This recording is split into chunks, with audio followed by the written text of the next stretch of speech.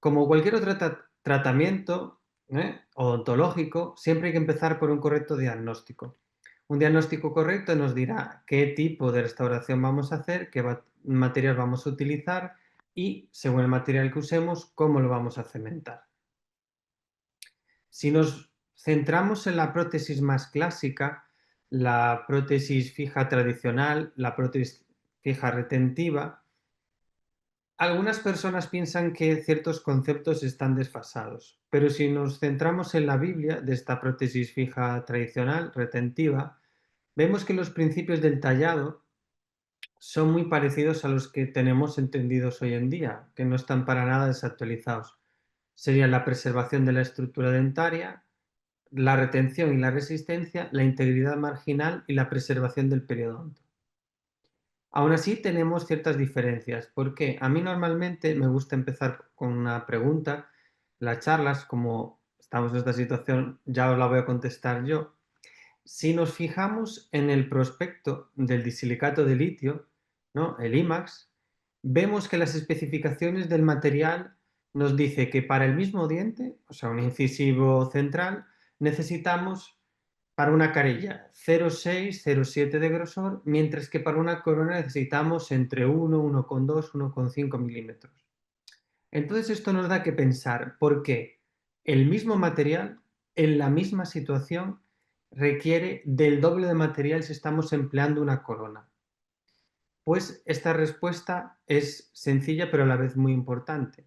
Es porque los señores de Ivoclar entienden que cuando nosotros realizamos una carilla, que es una restauración de tipo adhesivo, ¿por qué? Porque es adhesiva, porque no tiene ningún tipo de retención. Una carilla, si no está pegada, se caería. El tipo de tallado y el tipo de muñón que nosotros tenemos no tiene ninguna clase de retención. Entonces, para que esta carilla funcione, se entiende que al menos el 60% de su superficie tiene que estar adherida a esmalte.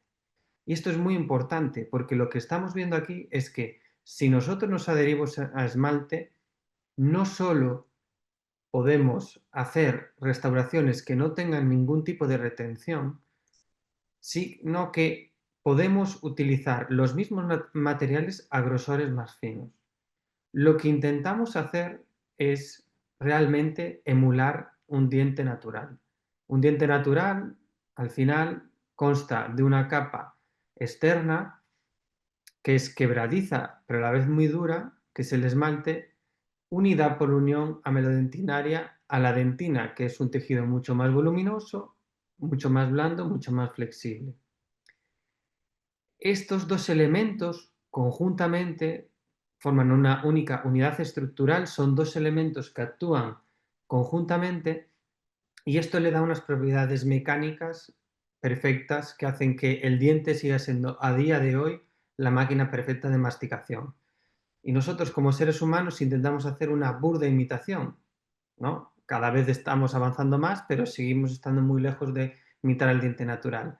¿Y qué intentamos hacer nosotros? Pues lo mismo, una capa superficial de algo duro pero a la vez quebradizo, que sería nuestra cerámica, unida mediante el cemento a nuestro diente. Si conseguimos una buena adhesión, conseguimos lo mismo, una única unidad estructural.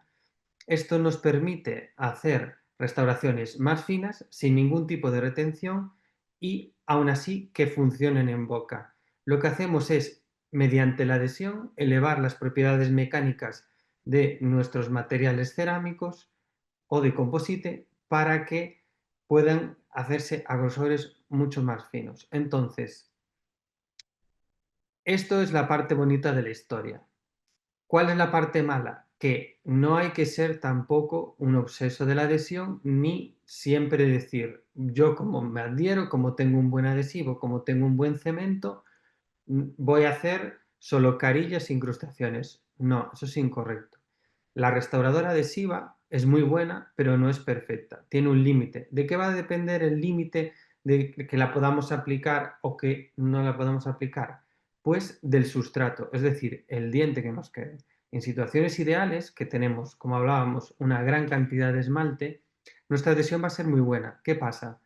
Si tenemos un caso como el que aparece en pantalla, dejando de lado la oclusión del paciente, si él quiere mejorar sus centrales, nosotros no podemos restaurar estos centrales mediante carillas. ¿Por qué? Porque en el momento que nosotros tallemos, el poco esmalte que le queda al paciente se va a perder. Entonces, nos vamos a adherir principalmente a dentina y a cemento, que son sustratos, tanto en cantidad como en calidad, muy malos para nuestra adhesión, por lo tanto, nuestras carillas fracasarían a largo plazo. ¿Y esto por qué? Porque la adhesión a los tejidos que no son esmalte, aparte de tener valores de adhesión más bajos que el esmalte, lo más importante es que no son predecibles con el tiempo. La adhesión a esmalte no solo es buena en calidad de adhesión, sino que es duradera, cosa que es lo más importante, porque hace que mis valores de adhesión permanezcan en el tiempo. Si yo perdiera adhesión con el tiempo, lo que me pasaría es que mis restauraciones o se caerían o se fracturarían. En cambio, la adhesión a otros componentes del diente, como el cemento o la dentina, es una adhesión que se degrada con el tiempo, se deteriora. ¿Por qué? Porque tienen mucha carga orgánica, a diferencia del esmalte, que es mayoritariamente carga inorgánica. Entonces, por eso es el kit de la cuestión. Lo importante para poder hacer una buena odontología adhesiva es tener esmalte. Ya hay estudios antiguos que nos comparan el resultado a largo plazo sometido a carga de carillas versus coronas, y lo que se ve es que en dientes intactos, esto es muy importante, en dientes intactos, las carillas demuestran mejores valores de resistencia que las coronas. ¿Esto por qué es? Simple y llanamente porque si nosotros tallamos menos, conservamos más diente, y si conservamos más diente, nuestro diente va a ser más resistente. Recientemente también se han sacado estudios similares de incrustaciones en el que se ve que diferentes tipos de incrustaciones siguen siendo más resistentes que las coronas. Otra vez, matizar en dientes intactos. Entonces, ¿cuáles van a ser los principios de nuestro tallado adhesivo? Es decir, nuestro tallado para incrustaciones en este caso, pero también para carillas o demás restauraciones adhesivas. Pues en vez de intentar conseguir la retención y la resistencia, como hacíamos en nuestros tallados clásicos, para coronas metal-cerámica, por ejemplo, que tenemos que tener un muñón alto con una retención, tenemos que usar materiales resistentes para que la cerámica no fracture, como el metal, o no, o darle mucho grosor a nuestra cerámica, como las coronas jacket. Lo que tenemos que hacer es cambiar esa retención y esa resistencia por intentar ganar adhesión. ¿Cómo ganamos más adhesión? Pues incrementando la cantidad de esmalte disponible, que esto se va a hacer de dos maneras, tallando menos y tallando de tal manera que yo consiga más esmalte, y minimizando la exposición a dentina. Como comentábamos antes, la adhesión a dentina se degrada con el tiempo, entonces nosotros tenemos que pretender que nos adheramos a la menor cantidad de dentina posible para que nuestra adhesión sea estable. ¿En qué casos haremos incrustaciones? Pues para resumir, esta tabla es simplista, hay que tener en cuenta pues, cómo está la endodoncia, cómo está periodontalmente, qué se va a hacer el resto de la boca, pero si nos centramos en el valor más importante, que es la cantidad de estructura remanente que le queda a mi diente, pues haremos incrustaciones en aquellas clases 2, ¿no? Que sean mesioclusales o distoclusales, que sean grandes, un defecto grande, o en las clases 2 que sean mesiodistoclusales. ¿Por qué? Estudios ya clásicos, ¿no? Del año 2015-2016 demuestran que una endodoncia simple, como se ve en pantalla, una apertura normal, solo debilita el diente un 5%.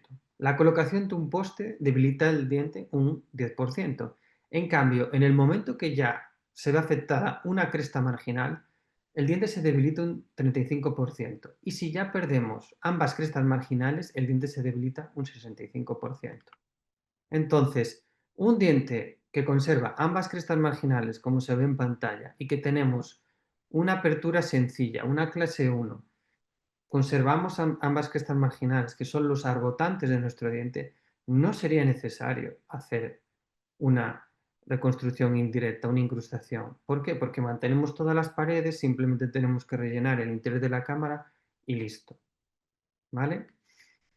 Entonces, cuando ya perdemos alguna de las crestas marginales, nuestras paredes vestibular y lingual actúan de manera independiente, entonces en la oclusión se genera una flexión. Esta flexión hace que el diente, las paredes remanentes puedan fracturar. Entonces, por estos casos, por esa pérdida de integridad estructural, tenemos que hacer restauraciones indirectas en clases 2 grandes o, sobre todo, en restauraciones mesiodistoclusales.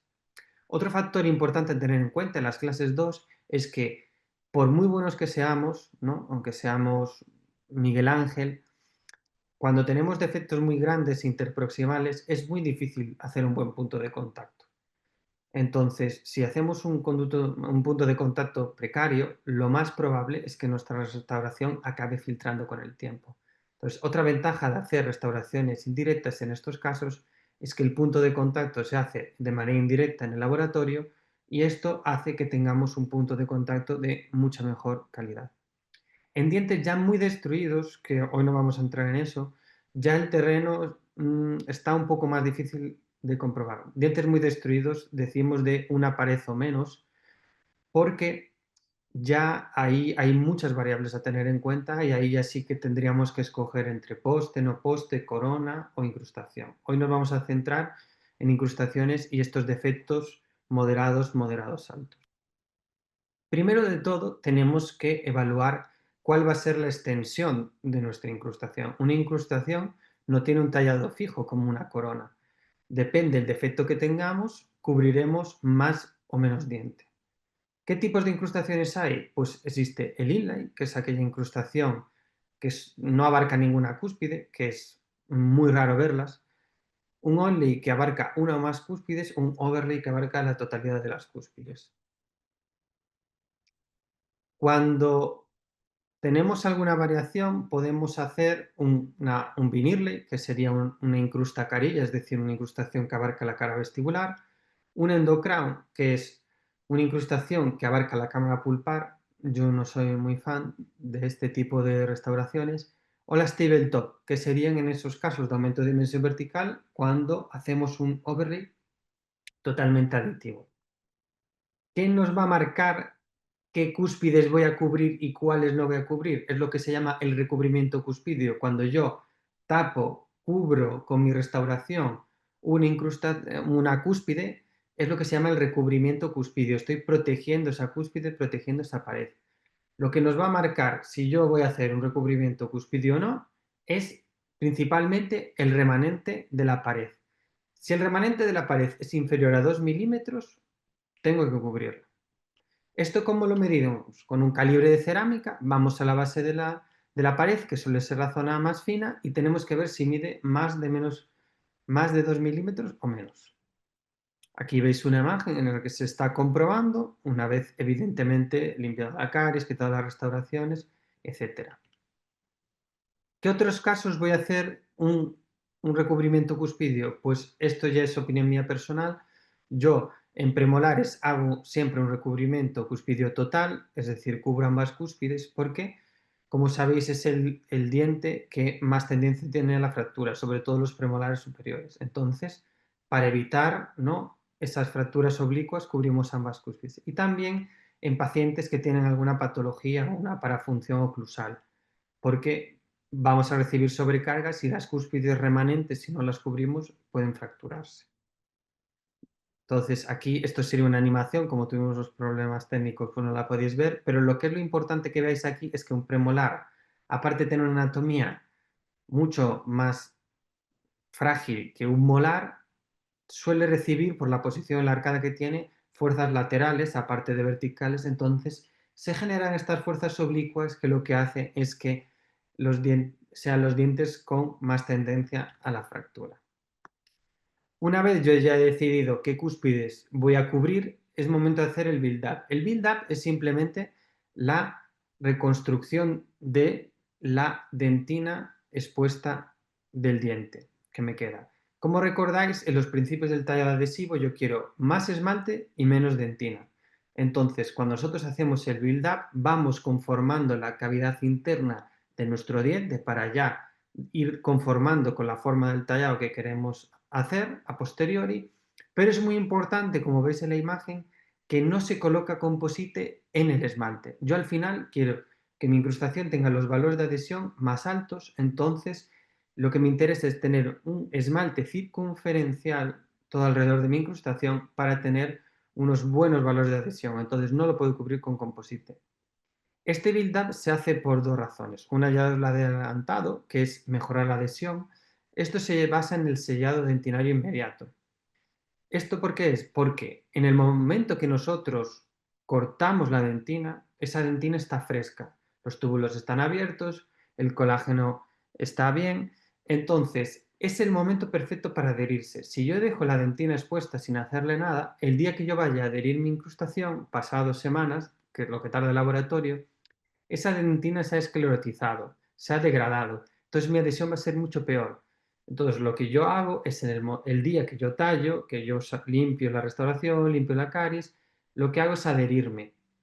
Pongo mi build-up, pongo mi composite para ya sellar la dentina para que el día que yo me vaya a adherir me adhiera a esmalte y a composite, que es mejor que adherirme a una dentina ya esclerótica.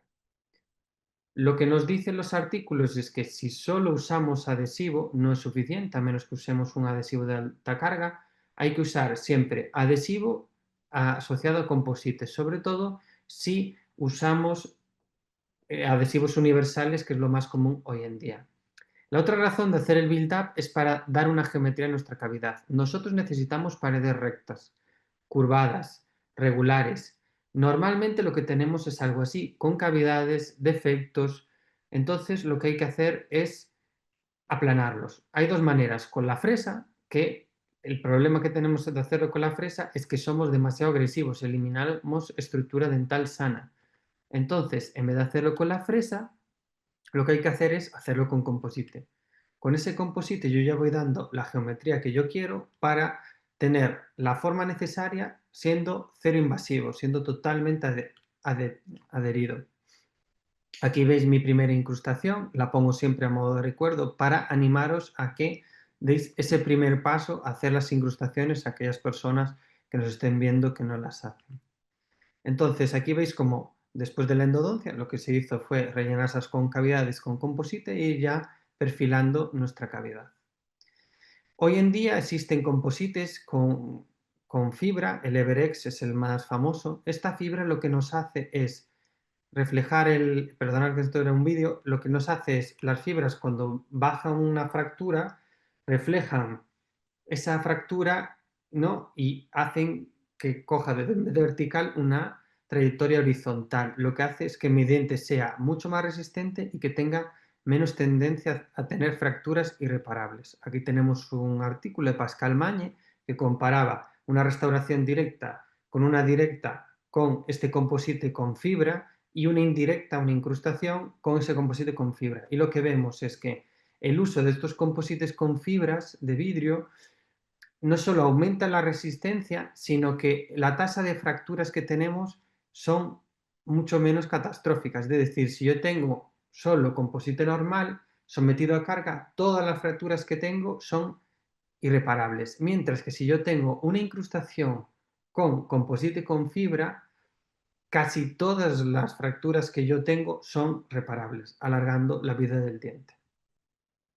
A la vez que hacemos el build-up, hacemos el Deep Margin Elevation. El Deep Margin Elevation simplemente es que con el composite que nosotros añadimos, todos esos márgenes subgingivales los convirtamos en supragingivales, al menos 1 milímetro, para facilitarnos el aislamiento, perdón. ¿Por qué? Porque el día del cementado yo ni físicamente ni anímicamente me puedo enfrentar a este tipo de situaciones. Yo, cuando tengo este tipo de situaciones, que me parece la parte más difícil de hacer una restauración indirecta, lo que tengo que hacer es trabajar un día para que todos los demás días, como yo tengo márgenes supragingivales, me sea muy fácil de aislar, muy fácil de cementar. Voy a daros algunos consejos para estas elevaciones del margen. A mí, para hacer clases 2 con puntos de contacto no me gustan este tipo de matrices circunferenciales, pero para hacer elevaciones de margen me parecen muy bien, tanto Automatrix como Autoflemare. Lo que sí que yo recomiendo es que cortéis las matrices, ¿Por qué? Porque estas matrices están diseñadas para hacer clases 2. Si yo utilizo una matriz automatrix sin recortar, el problema es que cuando yo estrecho la matriz, se me genera un tope en el ecuador del diente, la zona de más volumen, entonces nunca me va a sellar en cervical, que es la parte clave. Entonces, si nosotros recortamos nuestras matrices, podemos enroscar y ya sobrepasamos ese ecuador del diente y ya tenemos un buen sellado a nivel cervical. ¿Qué más cosas necesitamos a veces para mejorar este sellado cervical? Las cuñas. A mí las cuñas de madera me encantan para hacer las clases 2, pero es verdad que a veces pueden ser un poco voluminosas para sellar, porque como yo no necesito empujar el diente, necesito una cuña que me haga un mejor sellado simplemente. Para esto va muy bien cuñas tipo plástico. No nos separan el diente, cosa que es muy mala en clases 2, pero para hacer elevaciones del margen están muy bien. Una alternativa es recortar las cuñas en altura, para evitar que esa altura excesiva de la cuña nos deforme la matriz hacia adentro. También un truco es, si notamos alguna concavidad, alguna zona que no adapta, envolvemos la cuña en teflón y al meterla el teflón se compacta y nos sella mejor. Recientemente, para este tipo de casos en el que hay concavidades, he descubierto estas cuñas de la marca BioClear, que tienen un semicírculo a nivel medial y me ayudan para sellar ese tipo de concavidades. Otra recomendación es, si son muy subgingivales, que hagamos una pequeña gingivectomía.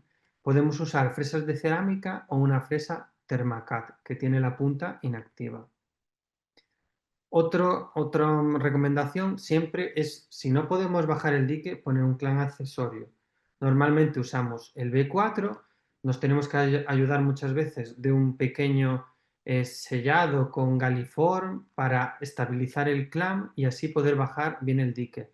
Como alternativa podemos coger un clan 212 y cortarlo un ala y modificarlo llevando un poco la punta hacia cervical con unos alicates para tener una mejor retracción.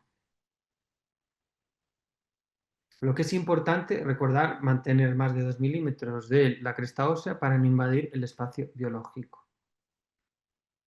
Entonces vamos a empezar con el tallado. Recordamos, escogemos qué curvides vamos a cubrir, hacemos la reconstrucción del diente y ese Imaging Elevation y ahora vendría el tallado. Aquí lo que veis son los artículos en los que se basa el tallado que yo hago. Como ya os dije, no hay un tallado estandarizado. Siempre empezamos por la reducción oclusal. Esta reducción oclusal tiene que ser anatómica. Va a ir en función del tipo de material que yo voy a utilizar. Para posteriores utilizaremos siempre monolítico. Hay tres materiales que se utilizan en incrustaciones. De derecha a izquierda tenemos la leucita, los composites híbridos y el disilicato de litio. Yo la leucita no la recomiendo, escoger composites o disilicato de litio. Yo soy muy fan del disilicato de litio. Yo lo que hago es un gran volumen de composite, con este composite reforzado, ¿vale? Y una capa de 1 milímetro, 2 milímetros de este disilicato de litio para hacer algo más similar al diente. Hay que tener cuidado de hacer todo el volumen de la incrustación, hacer una incrustación muy gorda dentro del diente que sea solo de cerámica, ¿no? Tenemos que poner más composite y menos cerámica. Evidentemente, siempre manteniendo los grosores mínimos. ¿Vale? Como dice, siempre sería monolítico y tiene que ser una reducción anatómica. Es decir, yo cuando hago la reducción oclusal no puedo pasar una fresa recta plana. Mi fresa tiene que ir resiguiendo el contorno del diente.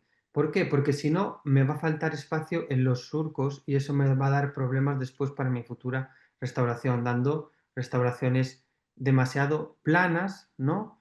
O grosores demasiado finos que pueden fracturar, ¿vale? Tengo que tener siempre un grosor homogéneo.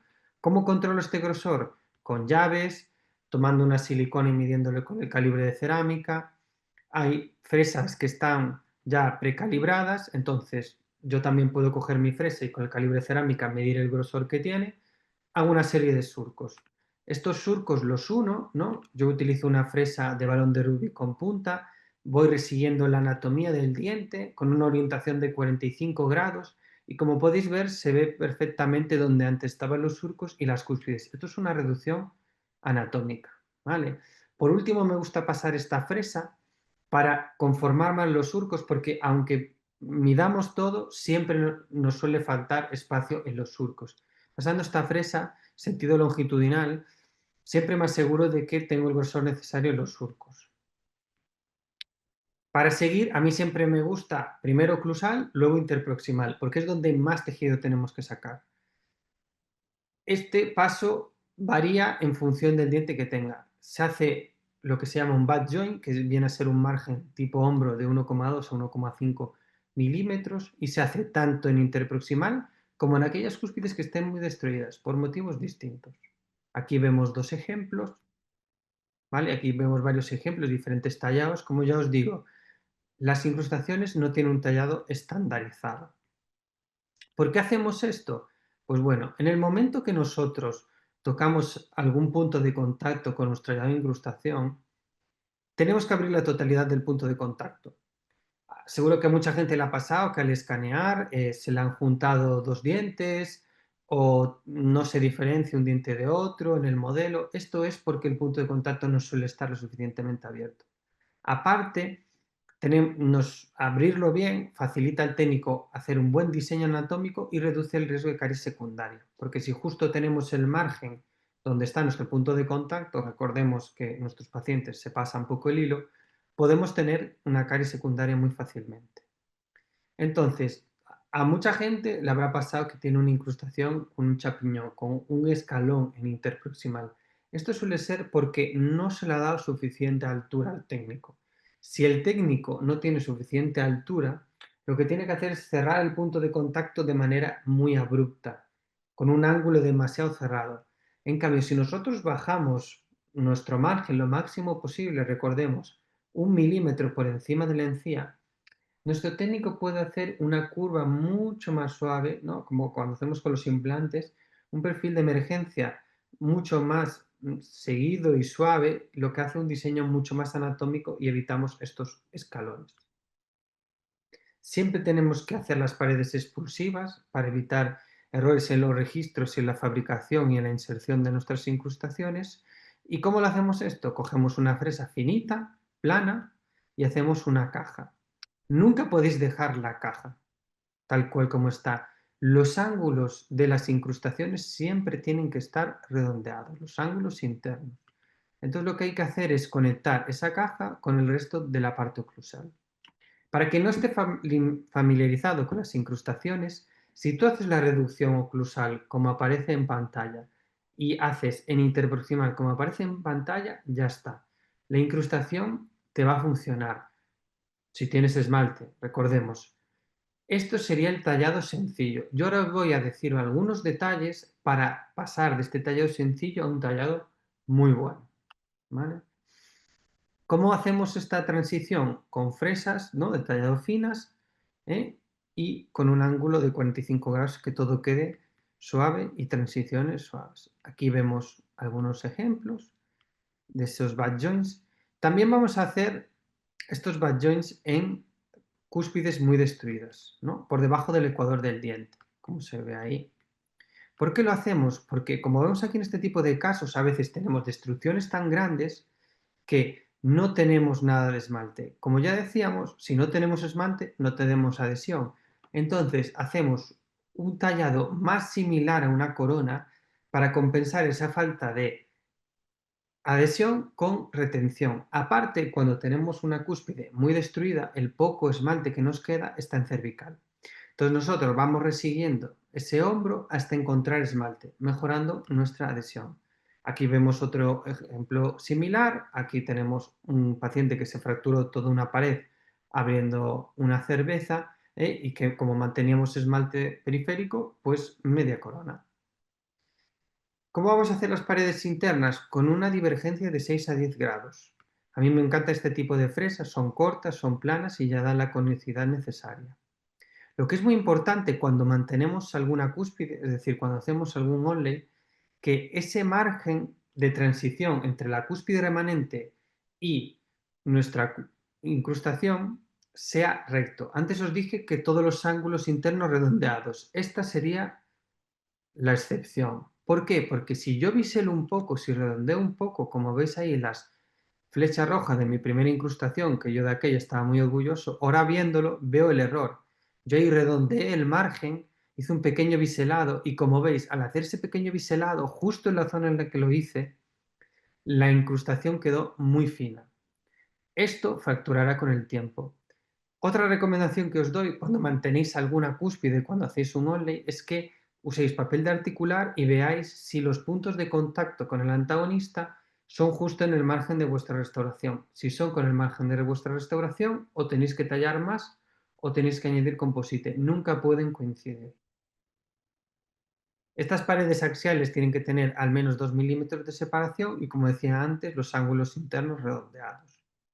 Sobre todo si vamos a usar sistemas de fresado, tenemos que evitar hacer ángulos muy agudos, no solo por el estrés de la cerámica, sino porque nuestra fresadora no va a ser capaz de fresar esas esquinas. Como ves en la imagen, eso genera una compensación de fresado, es decir, que la fresadora tiene que dar fresazos a la restauración para que pueda encajar. Esto en coronas no es crítico, pero en carillas e incrustaciones es bastante importante porque estamos trabajando a grosores muy finos. ¿Vale? Por último, como mejora, como hablábamos de nuestras incrustaciones, la literatura nos decía que teníamos que acabar recto, como veíamos en las imágenes anteriores. Pues este autor, Veneciani, propone hacer un pequeño bisel en vestibular en aquellas cúspides que nos quede bastante esmalte. ¿Por qué? Porque si nosotros acabamos como se ve a la izquierda, tenemos mucho esmalte. Pero si hacemos ese pequeño biselado, aparte de hacer una transición más sutil, con una mejor óptica, vamos a tener el doble de esmalte disponible. Como ya decíamos antes, lo que queremos es más esmalte. Entonces, haciendo ese pequeño biselado, ni mucho ni poco, que quede bien marcado, vamos a tener el doble de área de esmalte a la que adherirnos. Aparte, la orientación de los prismas del esmalte va a ser mucho mejor, ¿vale? ¿Cómo se hace este biselado? Pues cogemos una fresa de grano fino, preferiblemente con triángulo multiplicador, con triángulo que se pueden usar fresas de turbina, y lo marcamos con decisión. El técnico tiene que ser capaz de ver la delimitación entre la incrustación y el diente. Si él no lo ve, se lo va a inventar. ¿Vale? Ponemos en 45 grados y damos. Ni mucho ni poco. No tenemos que sacar el esmalte, que es lo que nos interesa, pero tampoco tiene que ser tan sutil que no se vea. Aquí veis otros ejemplos, detallado, ¿no? Varios casos. Vemos ahí ese margen en bisel en las cúspides remanentes.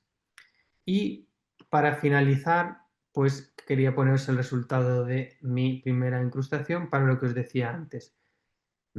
Hay que mejorar, hay que ir aprendiendo, pero son restauraciones que en el momento que les coges el truco funcionan súper bien, somos más conservadores con nuestro diente, por lo tanto alargamos su vida útil y a día de hoy seguimos considerándolo el gol estándar en la restauración del diente endobronceado. Muchas gracias a todos. Entonces, bueno, ahora procedemos a las preguntas. Bueno, Pepe, pues muchísimas gracias. Aprovecho para decirle a la gente que puede hacer sus preguntas a través del chat o a través del apartado de preguntas y respuestas. Enhorabuena, porque creo que está todo muy claro y que ha sido una conferencia pues excepcional. Y aparte que te has adaptado muy bien a los tiempos y eso que Sí. los he modificado justo antes, ¿eh? Sí, sí. Sí, a lo mejor en alguna parte podría haberme explayado un poquito más, pero siempre hay más para profundizar, pero bueno, yo creo que para dar una buena visión general ha estado bien. Sí, muy bien. Mira, vamos entonces con la primera de las preguntas. Buenas noches, excelente charla. ¿Algún consejo de cara al aislamiento cuando cementas restauraciones indirectas en un 7 y y no dispones de un cordal? Gracias. Muy buena pregunta. Si lo que es para el cementado, recuerda, por lo que hablábamos antes, tenemos que intentar siempre currárnoslo el día que hacemos la elevación del margen. Por eso yo os digo que siempre tenemos que hacer ese deep margin elevation, porque cuando la situación que describes hay que hacer técnicas complejas de este estilo. Lo que tienes que hacer es currártelo el día que tengas todo recién abierto para que el día del cementado sea muy fácil, que simplemente sea poner el clamp, aislar y cementar y ya está. Mi recomendación en estos casos es, primero pon un automatrix, luego clampa esa automatrix con tu clamp y yo es en el único caso que lo hago, después abro bien el dique y sobrepaso todo eso y termino de aislar. De esta manera, con el clamp fijas la automatrix y pasas y abiertes todo el dique y te permite hacer esas caries distales en los dientes más distales, en extremo libre, ¿vale? Mi recomendación es que para este tipo de aislamiento no uses el Nicton, que es el dique que aparece en pantalla, sino que utilices un dique de silicona que se llama FlexiDam de Boco, creo que es, ¿vale? Porque es un dique muy flexible, que para hacer esta maniobra de pasar, ¿no? el dique por el clam y la automatrix, como aparece en la imagen ahí de en medio, que si os fijáis el clam está agarrando del automatrix, me es mucho más fácil porque se abre mucho más, ¿vale? Para el resto de las situaciones prefiero el Nicton, pero para ese caso me gusta el FlexiDam. No sé si respondí a tu pregunta.